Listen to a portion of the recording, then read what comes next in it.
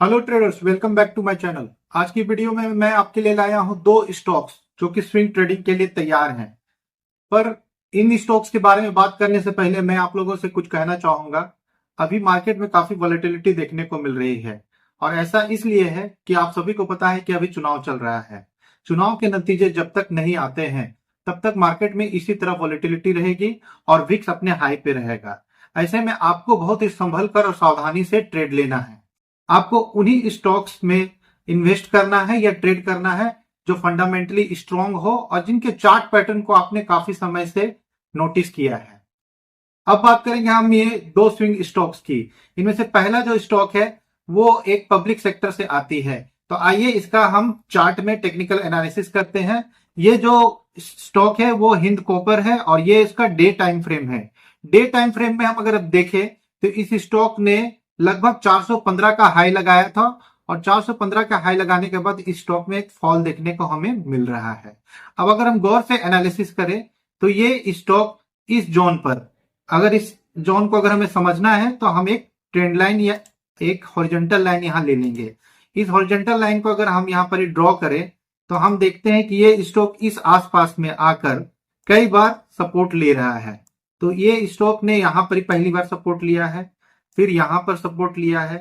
तो ऐसा हम उम्मीद कर सकते हैं कि ये स्टॉक इस आसपास में आकर यहां सपोर्ट ले और इस स्टॉक में एक अप ट्रेंड देखने को हमें मिले। ये पहला रीजन हो गया। दूसरा, हम ये देखते हैं कि ये स्टॉक इस जोन में आकर एक बॉक्स में ही ट्रेड कर रही है। इस बॉक्स से ये स्टॉक बाहर नहीं जा रही है। तो जब भी ये स्टॉक इस बॉक्स से ब्रेकआउट करेगी तो इसमें एक बड़ी रैली हमें देखने को मिल सकती है। तो इस कंडीशन को हम कैसे समझेंगे? इस कंडीशन को हमें समझने के लिए पहले हम इस बॉक्स को हटा लेंगे। हटाने के बाद हम देखेंगे कि अब ये स्टॉक अप ट्रेंड की ओर है और इसने दो ग्रीन कैंडल बना दिया है। तो अगर ये स्टॉक यहां से अप ट्रेंड में बढ़ते हुए अपने स्विंग हाई जो कि इसका 415 है उसको ब्रेकआउट करती है, अब ये स्टॉक अपने स्विंग हाई जो 415 का है अगर इस जगह पे ये ब्रेकआउट करती है और रिटेस्ट करने के बाद ये ऊपर निकलती है तो हम अगले कैंडल में अपना पोजीशन बनाएंगे और हमारा स्टॉप लॉस होगा ये 416। ये 416 हमारा स्टॉप लॉस होगा। अब एक और चीज मैं यहां पर देख रहा हूं, शायद आप भी देख रहे होंगे, गौर कर रहे होंगे। इस स्टॉक ने पिछले कई दिनों से यहां पर एक जिगजैग पैटर्न बना के रखा है। तो ये कभी ऊपर जा रही है फिर नीचे आ रही है। ऐसे में अगर ये ऊपर जाती है और ऊपर जाने के बाद ये अपने स्विंग हाई जो कि इसका 415 है उसका ब्रेकआउट करती है और ब्रेकआउट करने के बाद यहां पर ही हमें ये स्टॉक रिटेस्ट करती है और रिटेस्ट करने के बाद इस स्टॉक में हमें ऊपर का ट्रेंड देखने को मिलेगा। तो हम इसके दूसरे कैंडल में अपना पोजीशन बनाएंगे और इसके पहले कैंडल का लो हमारा स्टॉप लॉस होगा।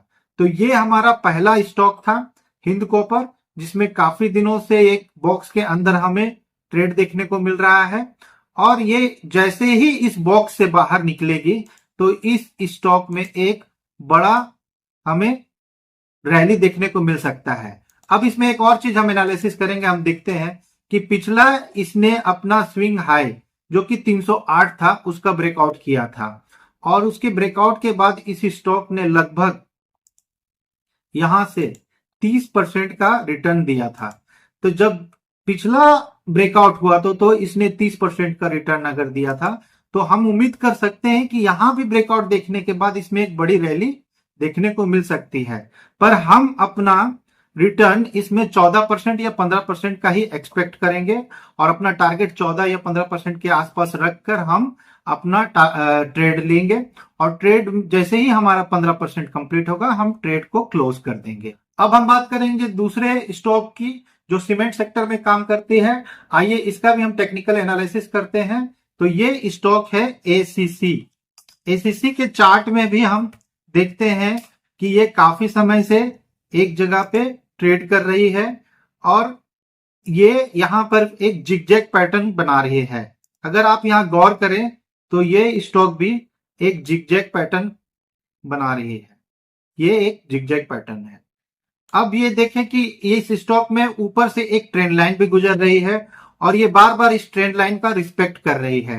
अब गौर से देखें कि पहली बार इसने यहां पर ही रेजिस्टेंस लिया, दूसरी बार इसने यहां पर रेजिस्टेंस लिया, तीसरी बार इसने यहां पर रेजिस्टेंस लिया और चौथी बार इसने यहां पर ब्रेकआउट किया है।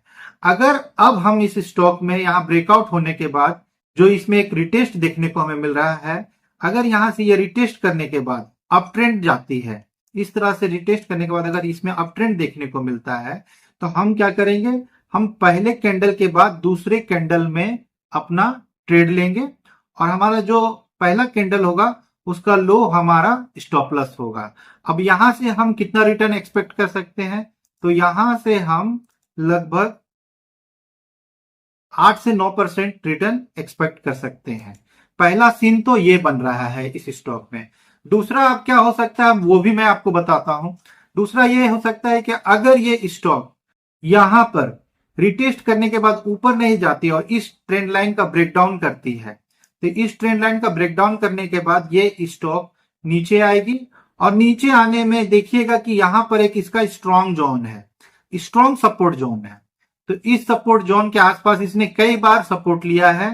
पहली बार इसने यहां सपोर्ट लिया था, दूसरी बार इसने यहां सपोर्ट लिया था और तीसरी बार इसने यहां सपोर्ट लिया था। तो ये हम एक्सपेक्ट कर सकते हैं कि अगर इसने इस ट्रेंड लाइन का रिस्पेक्ट नहीं किया और रिटेस्ट नहीं किया तो ये जो स्टॉक है ये अपने स्ट्रॉन्ग सपोर्ट जोन के आसपास आ सकती है और वो यहां है। यहां अगर आती है ये स्टॉक तो यहां से हमें एक अप ट्रेंड देखने को मिल सकता है। तो यहां से हम कितना रिटर्न एक्सपेक्ट कर सकते हैं और हम अपनी ट्रेड की तैयारी कैसे करेंगे उसके बारे में बात करेंगे। अगर ये स्टॉक यहां तक आता है और यहां सपोर्ट लेता है तो यहां से हम लगभग 12% का रिटर्न एक्सपेक्ट कर सकते हैं। अब हम अपना ट्रेड कैसे प्लान करेंगे, तो ये बड़ा ही आसान है।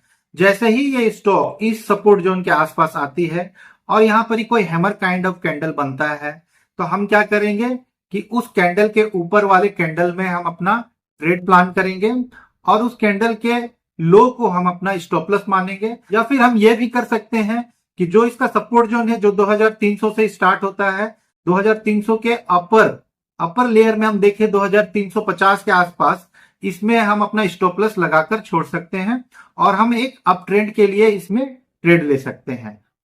तो ये दो स्टॉक्स थे जिनमें आप स्विंग ट्रेडिंग के बारे में सोच सकते हैं और ये पूरी वीडियो मेरी एजुकेशनल पर्पस के लिए होती है। मैं आप लोगों को बेसिकली ये सिखाना चाहता हूं कि जब आप कोई ट्रेड प्लान करें तो किस तरह से टेक्निकल एनालिसिस किया जाता है। लेकिन आप कोई भी इन्वेस्टमेंट करें उससे पहले अपने किसी भी एक्सपर्ट फाइनेंशियल एडवाइजर से सलाह जरूर लें, उसके बाद ही किसी स्टॉक में अपना पैसा इन्वेस्ट करें या ट्रेड करें। आज की वीडियो में बस इतना ही। मैं मिलूंगा आपसे अगले वीडियो में एक नए स्विंग स्टॉक्स के साथ, एक नई स्ट्रेटेजी के साथ। तब तक के लिए धन्यवाद। जय हिंद, जय भारत।